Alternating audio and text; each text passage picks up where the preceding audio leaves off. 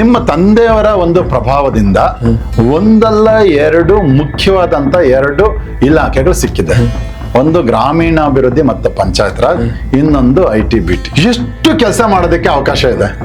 ನಾನು ಅಧಿಕಾರಕ್ಕೆ ಬಂದಾಗಿಂದ RDPR ಅಲ್ಲಿ ಇಷ್ಟು ಸುಧಾರಣೆಗಳು ತಗೊಂಡ್ ಬಂದಿದ್ದೀನಿ, ಇಷ್ಟೊಂದು ಸ್ಕೀಮ್ಗಳನ್ನ ಇಂಟ್ರೊಡ್ಯೂಸ್ ಮಾಡಿದ್ದೀನಿ, ಇದರಿಂದ ಇಷ್ಟು ಜನ ಫಲಾನುಭವಿಗಳಾಗಿದ್ದಾರೆ ಅಂತ ಒಂದು ಪಟ್ಟಿ ಕೊಡಿ ಸ್ವಾಮಿ.